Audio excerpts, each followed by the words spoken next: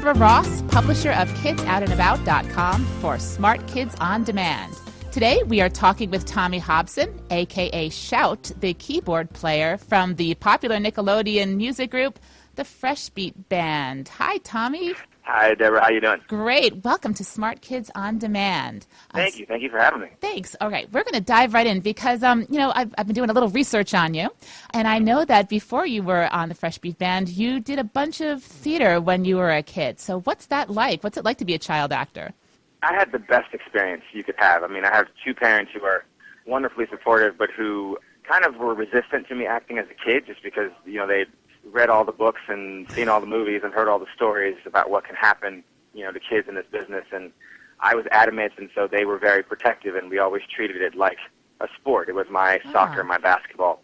And so I didn't even know that I loved it for life until I was in college, and I was like, oh, man, I actually want to do this for a living. But, I mean, the experiences I had as a kid, I wouldn't trade those for anything. I mean, I met some really amazing people and was mentored by some amazing people and had experiences that, you just can't take back. And even now, far, far removed from child acting, I'm still using lessons I learned when I was 6, which is, kind of awesome. So you learned essentially on the job, right? You didn't go to school for acting specifically? No, not when I was younger. I mean, I took acting classes here and there.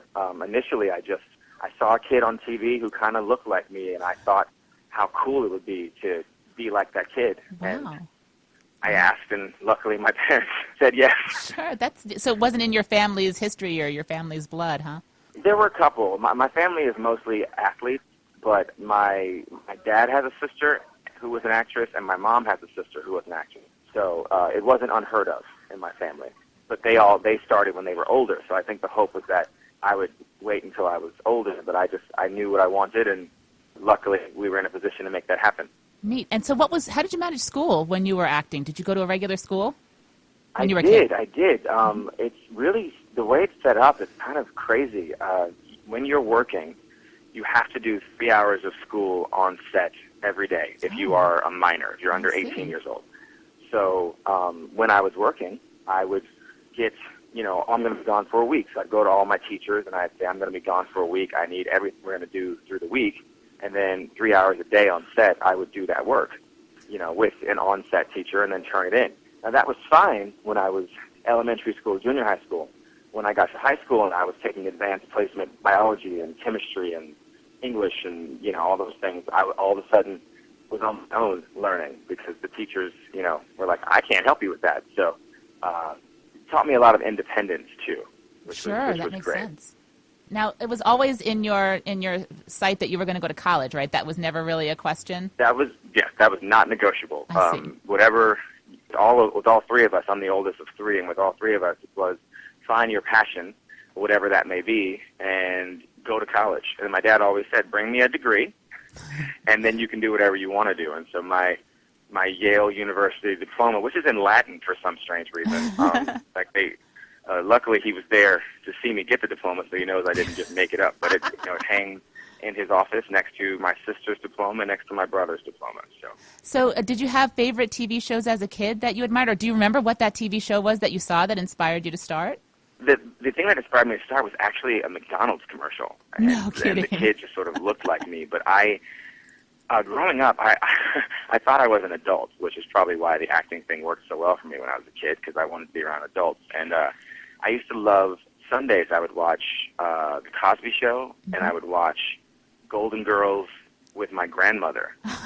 On Sundays, we would go to my grandmother and grandfather's house for dinner.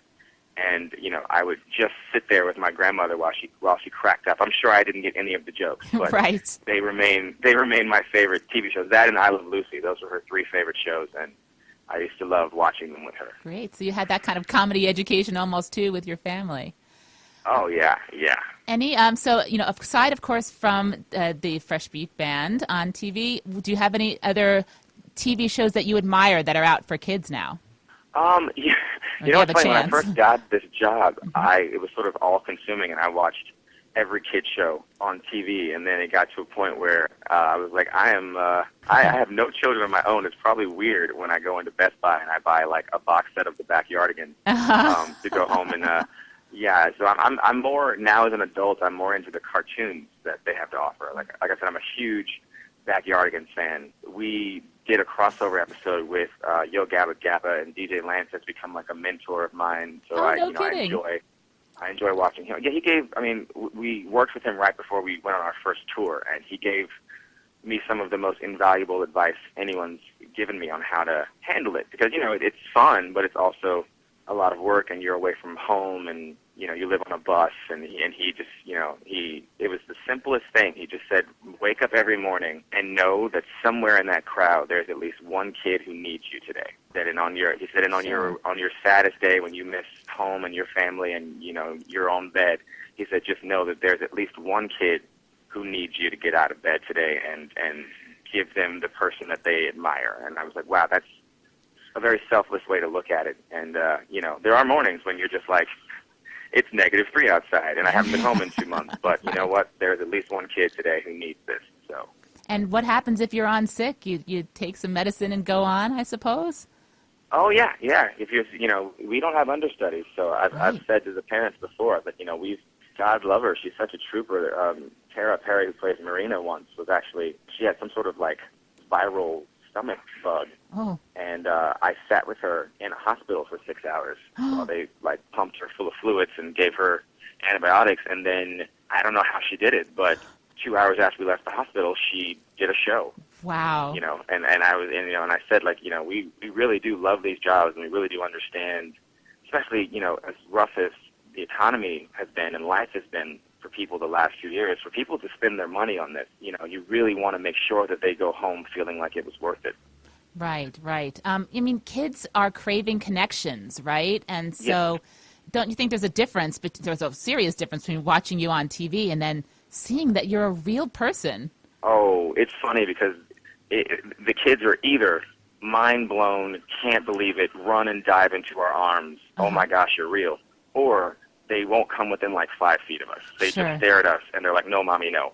And, and the parents are like, but it's your favorite. I'm like, but understand that, like, it'd be weird right now as an adult if Beyonce walked in the room. You'd have to, like, adjust your brain to the fact that your celebrity is standing in front of you. So you just have to give them a second to realize that, one, we're real people, and two, that real person is now standing in front of you. It's a fun moment because you never know which way it's going to go. Sure. Now, tell us a little bit about what your life is like sort of through the year. Like, so sometimes of the year you're filming, and what are those days like? And then sometimes of the year you're touring, right? Or how does it work? We've been lucky recently because we've been getting a lot of downtime between the tours to sort of recharge our batteries. But at the height of our productivity, we film usually 6 days a week. We're on set. Monday through Friday is like rehearsal, choreography, filming. Saturdays we're usually in the recording studio recording the next week's music. I see. So you record the music first, huh? You record the music first and then you do the show? Yes. So usually Saturday we record the following week's music so that Monday when we show up, they've got a rough mix of the songs and we can start to learn the choreography and the scripts. And we rehearse Monday through Wednesday, and then Thursday and Friday we film. And then now, of course, I think USA Today announced it today so I can talk about it. We're doing the Fresh Beat Band of Spies. It's a cartoon version of the show. So for the last couple months, the four of us have been, it's so cool. The four of us have been getting together a couple times a week and standing in a recording booth and voicing cartoons that look like us, which is the most surreal experience one can have. Have they already made the cartoons and then you're lip syncing to them, or are they going to make those cartoons with the voices that you've recorded? I've always wondered. With this, they're making them to what we record. So they're not animated yet. We go in and we've got to give them everything we've got with our voices, and then the animators interpret our voices. And when should that be coming out? Do you know when that should be coming out? When the cartoon will be released? Sometime next year. I'm not sure exactly when in 2015, but sometime I think early in 2015 it'll be out. It's really, really great. I mean, I got to give it to our creators and the writers. The scripts have been hysterical. We've been in tears laughing. So hopefully everyone else enjoys it as much as we have. Yeah. I'd like to remind our listeners that you're listening to Smart Kids on Demand, and today we are talking with Tommy Hobson, Shout, on the Fresh Beat Band. Okay, so tell us about touring. You're just about to launch into your 2014 tour, right? Yes, getting ready. I was joking that, we was at the gym this morning trying to make sure I'm in shape because this, it's so much energy. Tour life is actually really, really great. I mean, it is the most luxurious way you can do it, the way that we do it. The four of us do live together on a fancy bus. We all have our bunks that we sleep in, but there's a kitchen on the bus. We've got TVs and DVRs and DVDs, and so, luckily we do like each other because when we're on the road, we see each other every single day, and even like sleep in the same sleep compartment. But yeah, I think the best part about tour, we don't have an audience when we film. Sometimes crew members will bring their kids. My family members will stop by to watch us film, but we don't have an audience. And so to go on tour, and for us, it was the first time we discovered the audience. We don't get the numbers. We don't know the ratings. So now we get to see them, and they see us. And there's a different, deeper connection now because we know each other. And that, like, we're not just four people phoning this in, that we really do care about giving you the best product we can give you. And then we get fed spiritually because, luckily most of the stories are just you make my kid happy, but so often kids have cancer, kids have Down syndrome, kids have autism, kids are made fun of. I remember there's a 16-year-old kid with Down syndrome, and his mom broke into tears, and she said, kids are so mean sometimes, and you're his only friends. Oh. And he went down the line, and he knew all of our real names, and we were his friends, and we are his friends. And that's one of those moments where you kind of realize your job is so much bigger than you ever thought, and so much more important than you ever imagined. Now, do you have a favorite song from this tour, or that you like to do on stage? I love to sing "Music Keeps Me Moving." There's something about the song. Peter Zizzo, who wrote and arranged the song for us, is such a great producer, and I just get happy singing that song. It makes me really, really happy. And it makes kids want to dance too. That's so true. Oh yeah. I have a couple of questions from some kids who waved their hands and said, "Oh my goodness, you're talking with Shout. Tell me." So here's a couple of questions. All of you always wear the same costumes, right? Yes. Is there a reason for that? Did the show's designers? Is there a sort of a philosophy behind why you wear what you wear? If there is, no one's ever told me. It's just the uniform. I call it my Shout fit. And I've always wondered why. I think it's because one of the reasons I came up with is that in the cartoon world, especially on Nick Jr., they dress pretty much the same every day, and so there's sort of a continuity to it, a comfort that comes along with it. But I've always wondered why we wear the same clothes. But just so they know, I have like 12 of the same outfit. So it's not the same outfit every day. That was one of the questions. That's neat. Okay, so on the show, of course, you're the keyboard player. Does everybody really plays their instruments, right? From what I understand? Yeah, and we all have varying levels of experience on them. Like, Kiki, Yvette, has been playing the violin since she was 3 and picked up the guitar a couple years after that. Tara, who plays Marina, has been playing the drums since she was 9. Wow. I actually acquired my keyboard skills before we started filming season 1. They put me in like a keyboard crash course. Wow. Where I learned, how to play the piano for that, because I was the guy without an instrument skill. But, so, we all have our different levels of experience, but, man, yeah. So my colleague's 10-year-old daughter wanted to know if, one of the messages of the Fresh Feet Band is how to work through things so you don't get frustrated, persistence, push it on through. So I guess there are a lot of those kinds of really positive messages. And I guess Helena's daughter wanted to know if you guys personally kind of learned from that, or if you walk that walk, or if you have thoughts about that. We have. It's one of the things that's very funny. When you take a job, you don't realize how much the job can do for you. A lot of, if you watch the episodes, we've tried so many things in these episodes, and what people don't know is that a lot of the skills you see in the episodes we didn't have before we filmed the episode. There's an episode where we went to the circus, and at the end of the episode, I'm doing like a Cirque du Soleil silk routine where I was, hanging by my leg 20 feet off the ground without a wire, and I learned that on Monday. No. And they brought in a Cirque du Soleil person. She trained me Monday to Friday, and then we filmed it on Friday, and I remember going in on Monday and going, what? I can't, oh my goodness.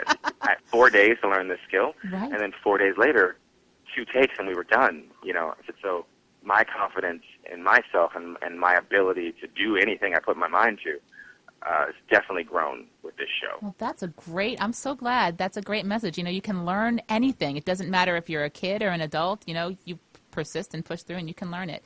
Speaking of your own things, so last year you released your own EP, right? I did, yes, Beyond the Beat, which was to talk about things that are scary. It was so scary. No one in my family sings, and no one is very musical, and so I've always sort of been the lone wolf when it came to that. And so singing, before I got this job, singing was the one talent that made me the most uncomfortable and the most nervous. Thankfully, with this job and then with tour, I've gotten over that, but I still didn't know if I was ready for the experience of making an album. And some really wonderful producers in New York came to our show there and challenged me to do it. And no kidding. Ended up being a really wonderful, wonderful experience. That's great. Okay, and just so I know another question was, what else does Tommy or Shout like to do for fun? I love to read. Love reading. Reading's one of my favorite things. I love to travel. I've really gotten into traveling in the last few years. So whenever we're not busy, I usually try to go somewhere I've never been before and have an experience. I think that one of the things I discovered in the last few years of traveling is that we're so alike, humanity, no matter where you are. Everyone is so similar and everyone wants the same things. And I think that, if you have the opportunity, if you're lucky enough to see the world through other people's eyes, other cultural experiences, it's been a blessing for me. And also, most importantly, I spend time with my family. My family is everything to me. Every step of the way, they've been so supportive. My mom and dad, who we don't have enough time for me to praise, and my brother and sister, who are just wonderful human beings, and, my extended family, who all luckily live within an hour of L.A., so I can see all of them whenever I'm home, which is always a nice reset, because acting in Hollywood can be sort of rough sometimes and kind of lonely, too, if you let it. And it's nice to have not just great friends to work with, but also family to go home to. So true. So those are my 3 things: reading, traveling, and laying on my grandparents' couch. That's wonderful. So just a real quick sort of to wrap up, for kids who might want to be on the stage, what would you encourage them to do when they're young, and then how to think as you're getting older? And then also, even for kids who aren't thinking that they're going to be performers as adults, is performing as a kid, is that useful? And what would you have to say to kids about that? Well, I'll start with that one. I think performing as a kid is incredibly useful in a world where, you give speeches and have to stand in front of people to give presentations, even if you don't entertain. My dad is in corporate America and has to give presentations to people.